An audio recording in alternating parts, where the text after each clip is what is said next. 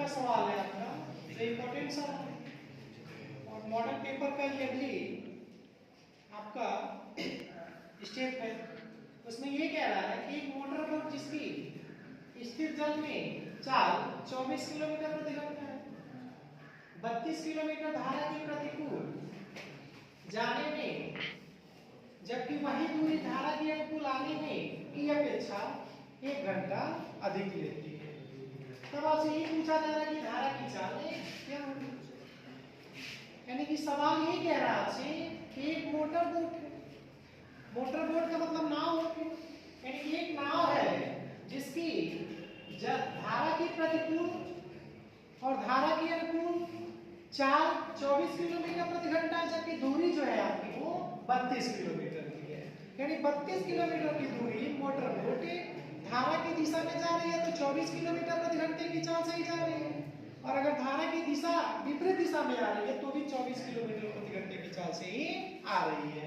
जबकि ये कह रहा सवाल आप भी सोचिए, जब आप धारा की दिशा में जाएंगे तो आपको दूरी तय करने में कम समय लगेगा, और जब अगर धारा की विपरीत दिशा में आते हैं तो उसी दूरी को अगर तय करना तो ज्यादा समय लगेगा। तो सवाल में भी यही कह रहा है, अगर आप धारा की प्रतिकूल जा रहे हैं, जितना समय लग रहा है 32 किलोमीटर की दूरी तय करने में, उससे 1 घंटा धारा की विपरीत 1 घंटा अधिक ले रहा है धारा की दिशा में जब आप जा रहे हैं तब। तो सबसे पहले क्या करें, मान लो धारा की चाल, माना धारा की चाल x किलोमीटर प्रति घंटा है, तब धारा की दिशा में चाल की बात कर लेते हैं। दिशा में चाल, तो धारा की दिशा में चाल हो जाएगी 24, यानी जुट जाएगा चाल। धारा की चाल और मोटर बोट की चाल दोनों जुट जाएंगे तो हो जाएगा 24 किलोमीटर प्रति घंटे। और अगर हम धारा की विपरीत दिशा की बात करें, विपरीत यानी कि प्रतिकूल, विपरीत दिशा में चाल की बात करें, वो घट जाएगा, तो घटेगा तो चाल आपकी 24 है और नाव की चाल x है, 24 - x किलोमीटर प्रति घंटा।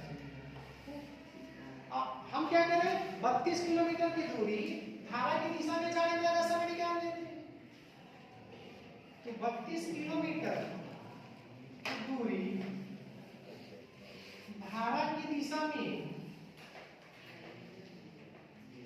जाने में लगा समय,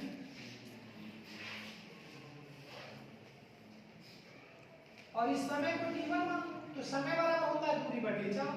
दूरी आपकी 32 है और जो चाल है आपकी 24 धन x, 24 धन x, और ये हो जाएगा घंटा।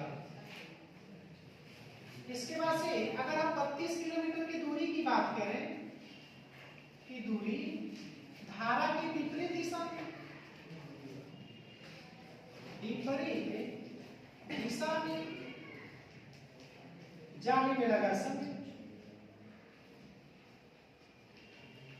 लगा समय, इस समय को हम t2 मान लेते हैं। तो फिर समय बराबर होता है आपका दूरी बटी चाल। तो दूरी आपकी 32 है और चाल आपकी 24 - x। अब प्रश्नानुसार ये कह रहा है, प्रश्नानुसार ये कह रहा है कि धारा की प्रतिकूल दिशा में जाने में जो लगा समय है वो t2 है, t2। धारा की अनुकूल दिशा में यानी कि धारा की दिशा में जाने में लगे समय से 1 घंटा अधिक लग रहा है, यानी t1 + 1। इस t1 को इधर 75 कर लें तो t2 - t1 = हो जाएगा आपका t2 क्या है, 32 बटे 24 - x, और माइनस t1 क्या है, 32 बटे 24 धन x बराबर हो जाएगा 1। यहां से तेलिया गुणा करके हल कर ले, तो 32 का 24 धन x में कर लीजिए, तो 32 × हो जाएगा 24 धन x माइनस, अब यहाँ 32 का 24 - x में कर लेते हैं, हो जाएगा 24 - x × 32, और बटे में हो जाएगा आपका 24 - x इंटू हो जाएगा 24 + x बराबर हो जाएगा आपका 1। 32 यहाँ भी 32 यहाँ भी, दोनों जगह से कॉमन कर लेते हैं। तो यहाँ से बचेगा आपका 24 धन x, यहाँ से बचेगा -7 24 - x। तो ये -4 भी देते हैं स्टेप कम करने के लिए, तो -24 हो जाएगा और ये माइनस इस माइनस को प्लस x कर देंगे और बटे में आ गया आपका एक क्वेश्चन a माइनस b और एक question b plus a square minus b square. तो पहले 24 का स्क्वायर करेंगे 576 होगा और जब x का वर्ग करेंगे तो x स्क्वायर बराबर हो जाएगा आपका 1। अब यहाँ से आ जाएगा आपका +24 - 24 कैंसिल, एक x जोड़ेंगे 2x और जब 2x का हम 32 में करेंगे तो 32 गुणे 2x बराबर, इसका पूरा हम एक में कर दें क्रॉस मल्टीप्लाई हो जाएगा 576 माइनस हो जाएगा x स्क्वायर। 32 का पूरा 2x में करेंगे 64x हो जाएगा 576 माइनस x स्क्वायर। इन दोनों पदों को उठा के इधर 75 कर लेते हैं, ये हो जाएगा x स्क्वायर माइनस 576 तो पहले 64x को लिख लेते हैं, धन 64x माइनस 576 बराबर हो जाएगा आपका जी। अब ये ओवरऑल एक द्विघात समीकरण बन गया। जब ये द्विघात समीकरण बन गया तो यहाँ अक्षर पर जो लिखा है -576 को ऐसे दो भाग में ब्रेक करेंगे कि बीच वाला भागे आ जाए। तो ये 576 है आपका, इसको हम 72 और 8 के रूप में तोड़ेंगे। जब 72 और 8 के रूप में तोड़ेंगे तो 72 का 8 में करेंगे 576 हो जाएगा। अब ये प्रश्न है कि दोनों का चीज जो है अपोजिट होना चाहिए, एक पॉजिटिव के साथ और एक नेगेटिव के साथ। अब इस चीज को डिसाइड करने के लिए बीच वाले पद को देखेंगे, तो बीच वाला पद जो है प्लस के साथ लिखा हुआ है, इसका मतलब 72 को प्लस और 8 को माइनस के साथ लिखना पड़ेगा। हम इसको तोड़ेंगे x स्क्वायर धन है 72x - 80x माइनस 576 बराबर 0। अब इन दोनों की बात करें x कॉमन आ जाएगा, बचेगा x धन 72। अगर इन दोनों की बात करें -1 कॉमन आ जाएगा, बचेगा x धन 72 बराबर हो जाएगा 0। अब x + 72 यहाँ भी x + 72 यहाँ भी, दोनों जगह से कॉमन कर लेंगे, बचेगा x - 1 इक्वल टू हो जाएगा आपका 0।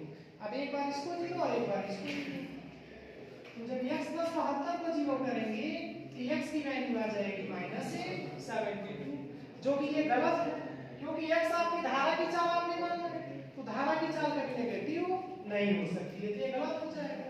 दूसरी बात, हम x - 1 को 0 करेंगे, यहाँ से x की वैल्यू आ जाएगी 8 किलोमीटर प्रति घंटा। इस तरह से धारा की जो चाल होगी आपकी वो हो जाएगी 8 किलोमीटर प्रति घंटा। धन्यवाद।